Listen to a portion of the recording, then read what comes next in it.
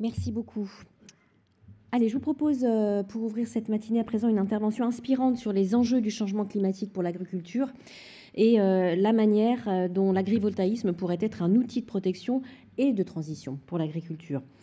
Je ne vais rien vous apprendre en vous disant que le changement climatique contraint l'agriculture à s'adapter évidemment à de nouvelles conditions, que ce soit des canicules, les sécheresses ou des épisodes de gel.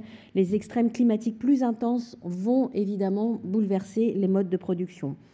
L'intervenant qui va venir expliquera comment l'agrivoltaïsme peut être un allié précieux pour les agriculteurs, non seulement pour la protection qu'il assure aux cultures, mais aussi pour les perspectives de transition qu'il ouvre vers des systèmes d'exploitation plus durables. Je vous demande d'accueillir très chaleureusement, s'il vous plaît, Monsieur Serge Zaka, agroclimatologue. Merci de l'accueillir.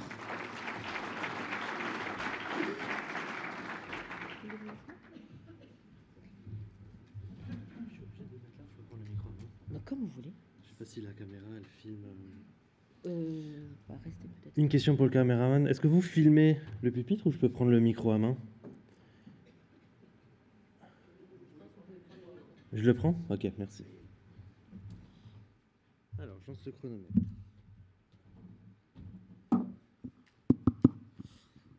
Écoutez, merci pour cette introduction, merci pour cette invitation. Et puis merci d'être venus très nombreux ce matin pour essayer de relier le milieu agricole au milieu de l'énergie. Alors pour les agriculteurs présents ou les personnes du milieu de l'énergie présentes, il y a pas mal de notions que je vais aborder que vous connaissez déjà. Je vais toucher surtout le public du milieu de l'énergie. Alors, je passe les diapos. Pour parler du coup du cas de l'agri-photovoltaïsme, alors moi je dis agri-photovoltaïsme ou agrivoltaïsme, dans le cadre du changement climatique, comment il peut protéger l'agriculture. On verra que j'apporterai quelques nuances quand même à ces perspectives. Vous aurez un tableau à la fin qui permettra de récupérer les notions positives de l'agrivoltaïsme sur l'agriculture, mais aussi les solutions agricoles que l'on peut apporter en plus des panneaux photovoltaïques. Alors, mon discours se veut équilibré. Je vais prendre du pour et du contre de chaque partie. Et vous pourrez poser des questions à la fin ou me poser des questions après, pendant un pot. Je suis là une bonne partie de la matinée pour avancer donc sur ces différents débats. Pour commencer, on va voir que l'agriculture est déjà concernée par le changement climatique. Je ne suis pas là pour vous faire des projections dans 30-40 ans. Je suis là pour vous faire des observations. Et je reviens déjà sur 2021. 2021 a été une année problématique pour l'agriculture. Vous avez ici, fin mars, une belle période de douceur sur la France et une belle descente d'air froid début avril. La période de douceur que nous avons eue fin mars sur la France a fait ce qu'on appelle le débourrement, l'ouverture des bourgeons qui ensuite ont été brûlés par la descente d'air froid. Et cette inversion, on va dire, des saisons entre le printemps et l'hiver a fait 2 milliards d'euros de perte de rendement. C'est la plus grosse catastrophe agricole depuis 1945 et elle n'est pas due, comme on aurait pu l'imaginer, à la sécheresse ou aux canicules, elle est due au gel. Moins 59% pour la prune, moins 59% pour la poire de table, moins 30% pour la vigne. Le poids économique d'ailleurs, c'est surtout pour la vigne. Alors on va voir aussi tout à l'heure, c'est un exemple pas forcément pris au hasard, on verra le rôle de l'agrivoltaïsme dans ces protections pour le gel. Autre registre, 2022. 2022, c'est une année à 3 canicules et une très forte sécheresse. Vous avez ici, même situation météorologique, une dépression au large du Portugal. À l'avant de cette dépression, un vent chaud qui remonte, un vent chaud, un vent sec, un vent sableux. Vous vous rappelez sûrement vos voitures qui étaient pleines de sable régulièrement en 2022. D'ailleurs, de plus en plus régulièrement, ce vent sirocco, on appelle ça le sirocco, qui vient du Sahara, souffle sur nos contrées. Et donc, on a vécu l'année la plus chaude, 2022, jusqu'à présent, dans l'Europe de l'Ouest, et la deuxième année la plus sèche. Ceci dit, maintenant, on est en train de vivre l'année la plus humide. On voit aussi que la variation interannuelle est de plus en plus importante, notamment pour la pluie. Alors, les pertes de rendement très conséquentes, pour le maïs grain jusqu'à moins 9, moins 7, moins 5% en Normandie, mais jusqu'à moins 54% dans le sud-ouest. De même pour le blé, jusqu'à moins 17, moins 19% dans le sud de la France. On a un beau dégradé nord-sud correspondant à un dégradé de température et un dégradé d'arrivée de sécheresse dans l'année. Donc on a vu qu'il y avait des problématiques sur le gel et on a des problématiques maintenant sur le manque d'eau et l'excès de température. Ces excès de température d'ailleurs sont de plus en plus... la vidéo ne se lance pas. Voilà. Sont de plus en plus importants. Vous avez ici en rouge ce qu'on appelle la projection du GIEC, en noir les observations, donc ce n'est pas des projections, ce sont des mesures. En violet, c'est 2022. Je projette 2022 sur la projection du GIEC, je tombe sur 2050. 2050 sera une année normale en 2022. C'est une exception actuellement, mais ce sera une année normale en 2050. Pardon. 2022 sera une année normale en 2050, je la refais. Vous voyez ici le monsieur qui se promène avec son chien. En bleu, vous avez la tendance du changement climatique, c'est le cap vers lequel on va, avec des variations interannuelles. Ce n'est pas parce que nous avons une année un petit peu plus fraîche que les précédentes que le changement climatique s'est terminé. Je tiens à le préciser par rapport à la désinformation qui traîne sur les réseaux sociaux. Il y a une variation interannuelle entre les années, mais aussi une tendance de fond qui s'observe de plus en plus chez les agriculteurs. Et d'ailleurs, ce sont les deux qui posent problème pour la pluie. La tendance à l'assèchement dans le sud de la France ou la tendance à l'augmentation des précipitations dans le nord, mais aussi les variations interannuelles qui font qu'on ne sait plus vraiment où on va, parce qu'elles sont aussi de plus en plus importantes. En parlant de ces pluies, on va se projeter précipitation, température, et on fera un petit bilan quand même pour les panneaux solaires, pour essayer de comprendre où est-ce que je vous emmène. Donc ce qu'on voit ici, c'est qu'au niveau de l'hiver, au niveau de l'été, vous avez en bleu, là où il y aura plus de pluie. En orange, là où il y aura moins de pluie. Ce qu'on voit, c'est qu'en hiver, on s'attend sur le nord de la France, du moins, avec des incertitudes sur le sud. Sur le nord de la France, on s'attend à avoir plus de pluie. Excès d'eau, ça tombe mal, c'est souvent pendant les périodes de semis ou les périodes de récolte. Et le déficit d'eau en été, donc forcément, ça tombe mal aussi. C'est le moment où on a besoin d'avoir de l'eau, notamment pour la production de fourrage, on l'a vu tout à l'heure. Alors du coup, on a à la fois des périodes excédentaires et déficitaires dans le nord et surtout déficitaires dans le sud. Donc la réponse n'est pas la même suivant les régions de France. Voici pour l'évolution des précipitations jusqu'en 2050. Je passe aux températures, je passe vite sur l'évolution du climat. Je pense que vous connaissez déjà ces différents aspects. Pas facile cette télécommande. Du coup, vous avez ici l'ère de répartition de la température moyenne annuelle. 1976-2005, 2070-2100. Un siècle plus tard. Je ne vous apprends pas, je l'espère, que la température moyenne augmente. C'est-à-dire que le climat qu'on avait en Bordeaux en 1976, 12 degrés, se retrouve à Lille, à Strasbourg ou même à Bruxelles dans l'avenir. Celui de Montpellier, de là d'où je viens, remonte jusqu'à Poitiers dans l'avenir. Et encore, c'est un réchauffement modéré. Et le climat méditerranéen ressemblera plutôt à celui d'Andalousie. Donc forcément, la température moyenne augmente. Vous allez me dire oui, mais les extrêmes, est-ce qu'ils augmentent? C'est là où ça devient intéressant. Le nombre de jours à 35 degrés, qui est très important pour l'agri-photovoltaïsme, eh bien, en 1960, il était d'à peu près 0 à 3 jours en moyenne par an. Dans l'avenir, il sera à peu près de 5 à 50. Et là, vous voyez un dégradé nord-sud, c'est-à-dire que des réponses de l'agrivoltaïsme dans le nord ne seront pas les mêmes que dans le sud. Dans le sud de la France, l'agrivoltaïsme va de plus en plus protéger nos cultures des excès de température. Je vous donne quelques exemples. Pour la production animale, 35 degrés, on est en stress thermique pour les vaches laitières. Ça fait à peu près -5, -10% de production de lait par jour.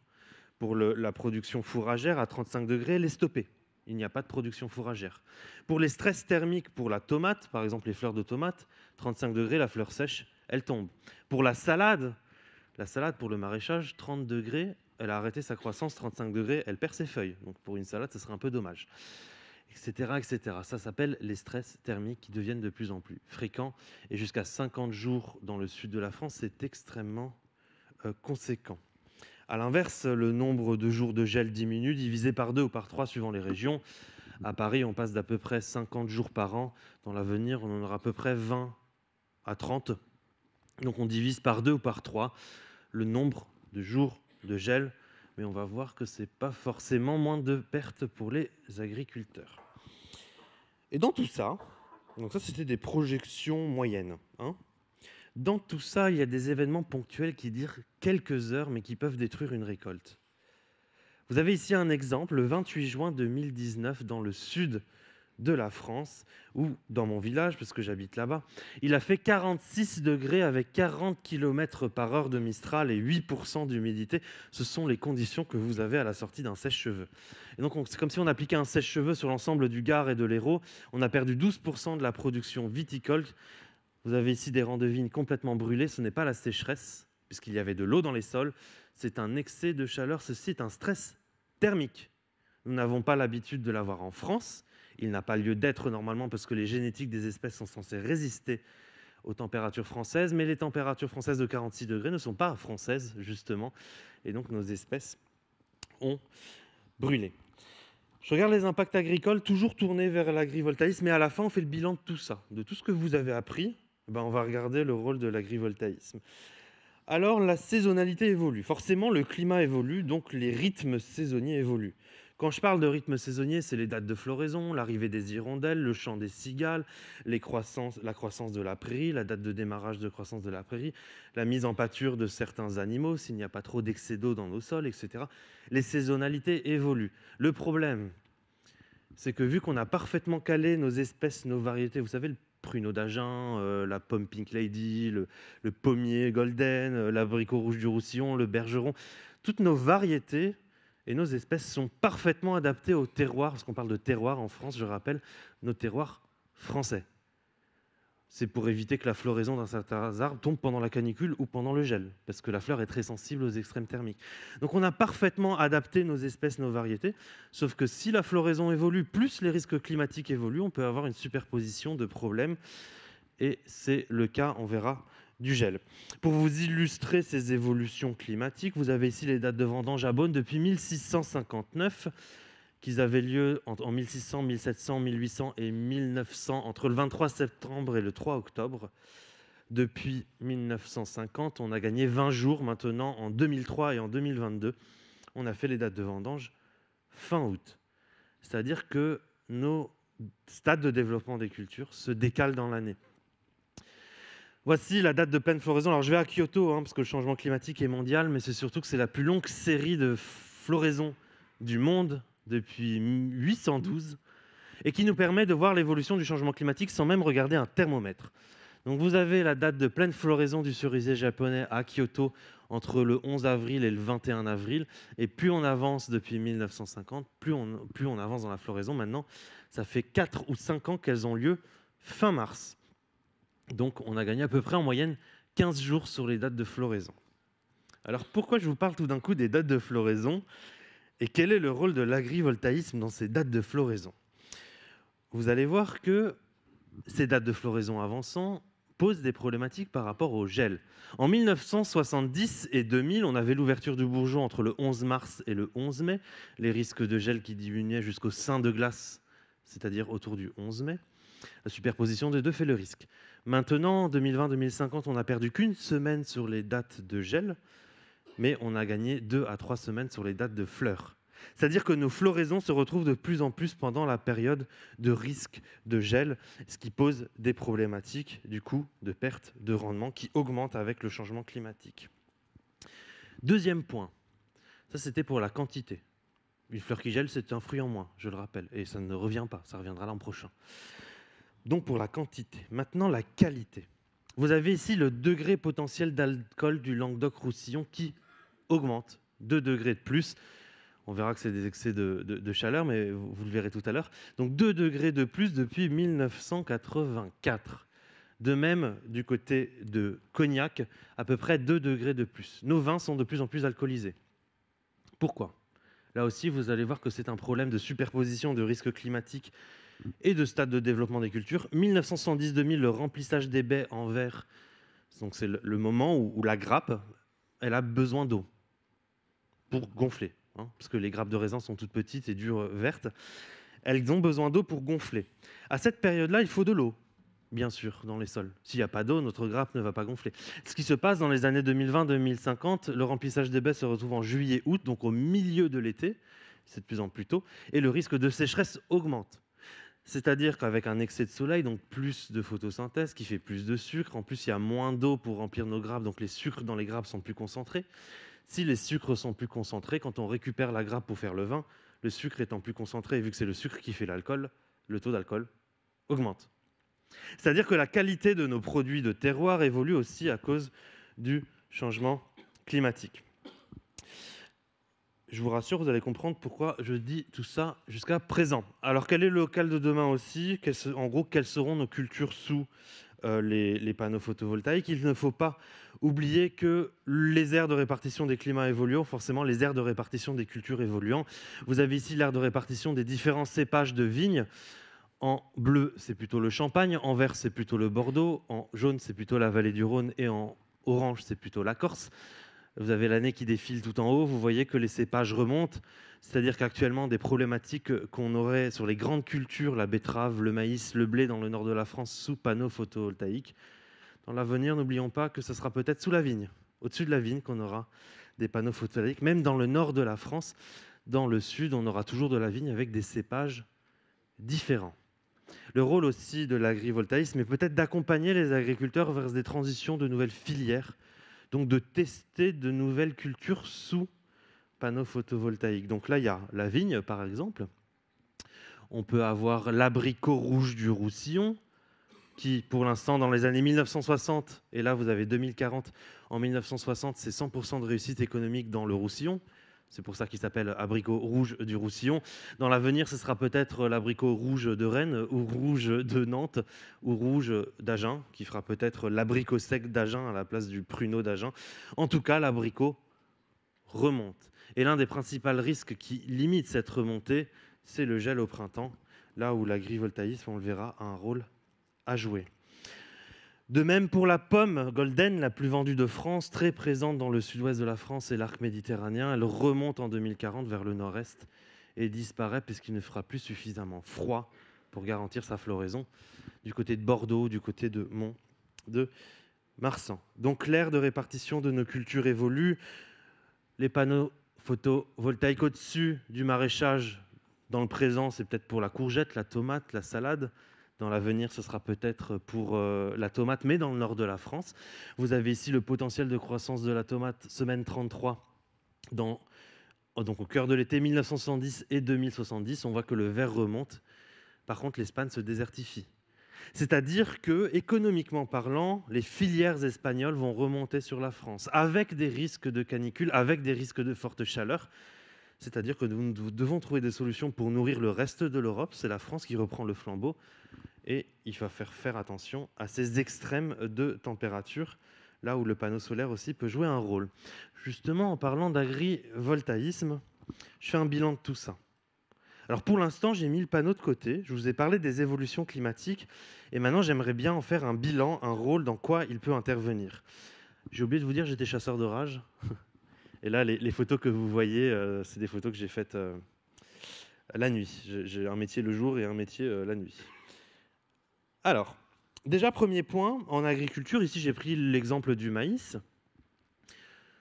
C'est un milieu complexe qui fait intervenir le vivant, vous le savez très bien. C'est-à-dire que la solution, quand on a un problème, est complexe également. Il y a 9 pôles pour répondre aux problèmes climatiques en agriculture. Déjà, la génétique. Je ne parle pas des OGM, je parle de l'amélioration classique de résistance sécheresse canicule ou risque de maladie. Ensuite, on a les paysages, les haies, les arbres isolés qui permettent de maîtriser le microclimat.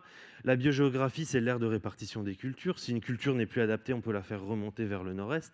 L'agronomie, c'est des choses terre à terre, les dates de semis, le couvert végétal, l'agriculture de conservation des sols pour protéger nos sols, notamment l'eau à l'intérieur, le numérique, le satellitaire, etc. L'économique, le sociétal, la recherche également, et donc 9 pôles, et on retrouve l'agrivoltaïsme comme une pièce de puzzle dans un tout de protection. C'est-à-dire que l'agrivoltaïsme n'est pas une pièce de puzzle qui fait la taille du puzzle, mais c'est une pièce de puzzle parmi les autres solutions. Dans le matériel, on peut retrouver l'irrigation ou l'agrivoltaïsme ou les filets anti-grêle, on le verra. Donc si je fais le bilan de tout ça, en évolution climatique, on a vu qu'on avait la hausse des températures estivales, c'est-à-dire en impact agricole, une évaporation accrue, des sécheresses, des stress thermiques, la température du sol qui monte, des stress thermiques sur les animaux, mais aussi sur les végétaux, n'oublions pas.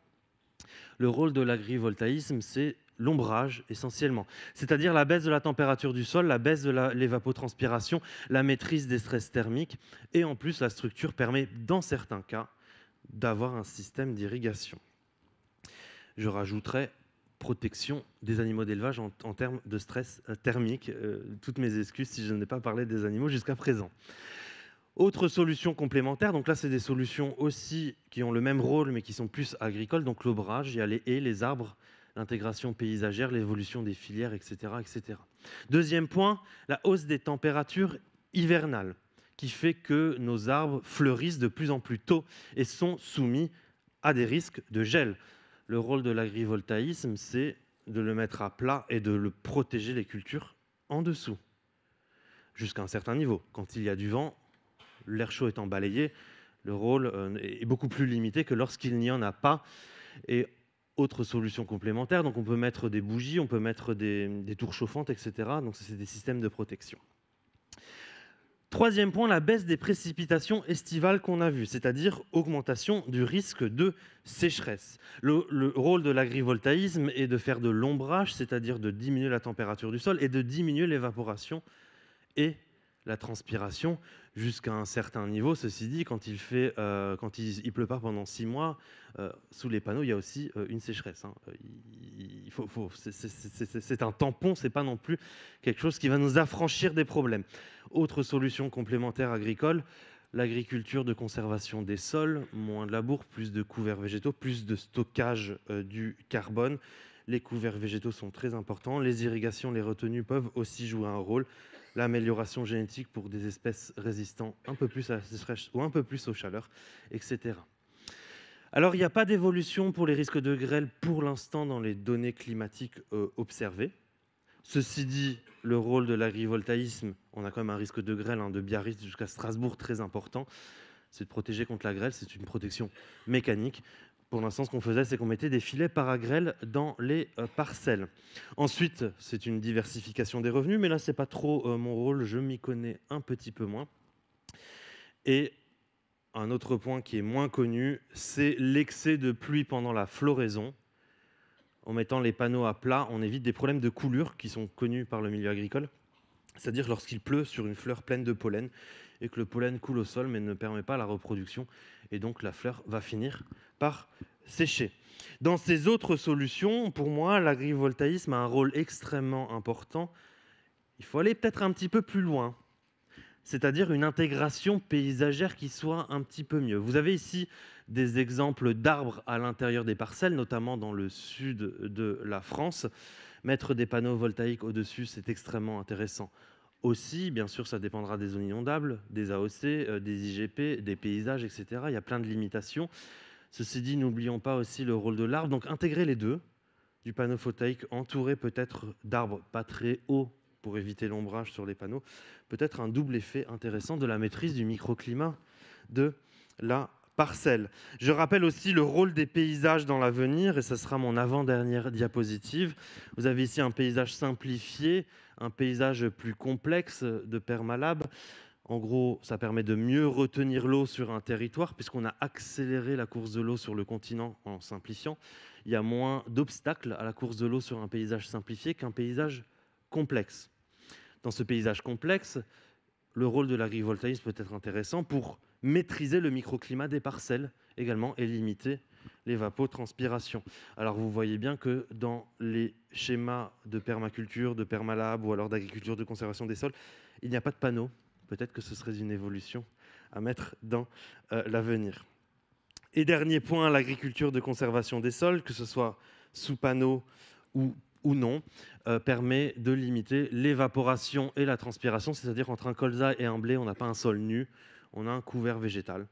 Donc ça n'empêche pas d'avoir des panneaux au-dessus, mais aussi n'oublions pas de protéger nos sols par des couverts. Donc ça, c'était plus quelques techniques agricoles qui peuvent être complémentaires et intéressantes. Je terminerai ma présentation par cette... Je vais y arriver. Hop là, voilà. Toujours dans le côté un peu électrique, hein, vous savez, vous avez ici un orage pris le 4 août 2020 dans la baie de Cannes. Et cette photo tirée de cet orage a été élue en 2021 plus belle photo du monde. Merci.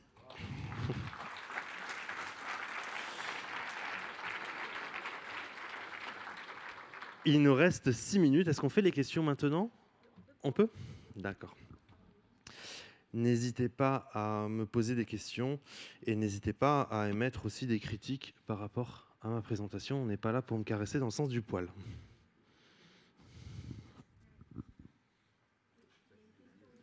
Est-ce qu'il y a un micro qui tourne ou...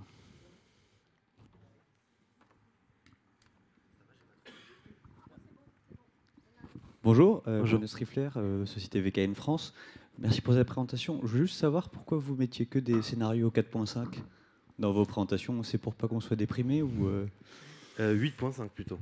Moi j'ai vu des 4.5, c'est pour Le ça. 4.5 c'est modéré, on est au-dessus. Oui, Donc il faut être encore plus déprimé. bah, c'est pour ça. En fait, je prends le 4.5 et le 8.5. Pourquoi? Parce qu'on a un site officiel en fait, pour les chercheurs en France qui s'appelle le DRIAS.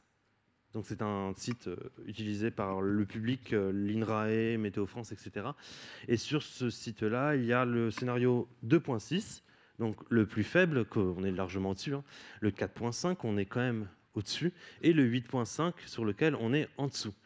C'est pour ça que j'alterne dans mes diapos entre le 4.5 et le 8.5. Suivant les études que je fais, on me donne généralement soit le pire scénario, soit le scénario modéré. Le problème, c'est qu'il manque le 6.0, qui est le vrai scénario sur lequel on est. Et il manque sur les données officielles qu'on utilise en France. Mais j'espère qu'il va arriver d'ici 1 ou 2 ans. C'est un peu long. Dommage. Allez, on a le temps de prendre encore une ou deux questions. Y a-t-il des questions pour Je tiens à Serge rappeler aussi que, quel que soit le scénario climatique, le réchauffement est le même jusqu'en 2050.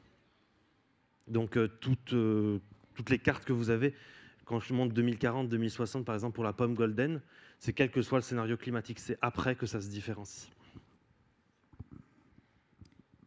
Question? Oui.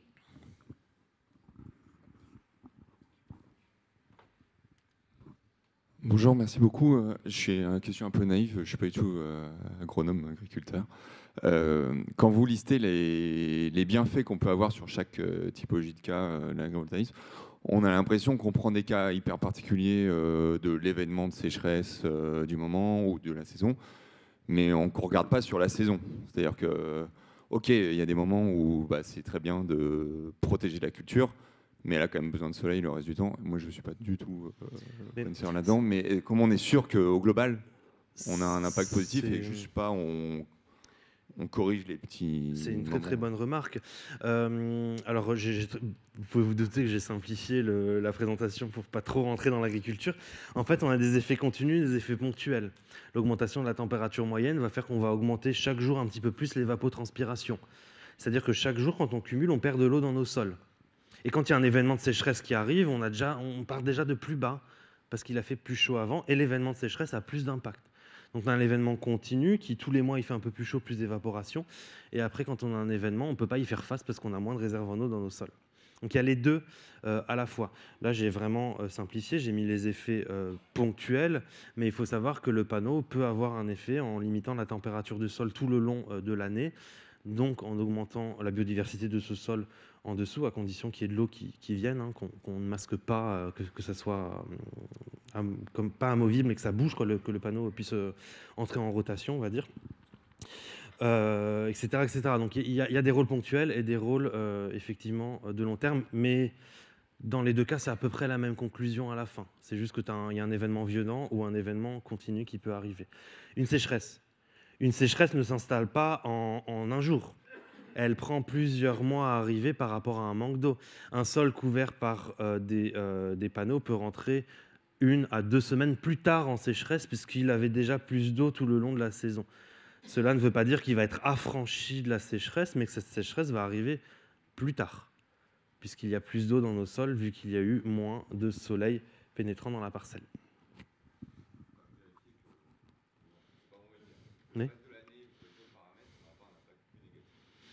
Oui, alors on peut avoir, justement c'est le rôle aussi des panneaux pilotés, notamment par les modèles agronomiques, certains acteurs d'ailleurs le font, c'est qu'ils vérifient qu'au moment où la plante a besoin de soleil pour son développement, qu'on a bien du soleil qui pénètre dans la parcelle. Donc on peut avoir aussi, d'où le rôle d'avoir des panneaux pivotants plutôt que des panneaux fixes. Une toute dernière question au fond de la salle, monsieur. Et puis, oui, bonjour, merci pour votre speech, c'est très intéressant. Mais j'ai pas entendu parler de l'aspect économique, quoi. Vous comprenez? Oui. Le business model, tout ça, là. L'investissement pour les agriculteurs, etc. Et puis le retour sur ces investissements. Donc, en bref, l'aspect économique, on ne voit pas le côté financier, quoi. Oui, oui. Bah justement, j'ai dit à un moment sur la ligne économique que ce n'était pas dans mon rôle, vu que je suis agroclimatologue, je travaille sur l'impact du climat sur l'agriculture. Je pense que l'aspect économique sera abordé justement en complément plus tard. Voilà, donc moi je fais qu'intervenir sur l'aspect climatique, mais on l'abordera au cours de la matinée. Merci infiniment, on peut l'applaudir une fois encore. Merci Serge Zaka.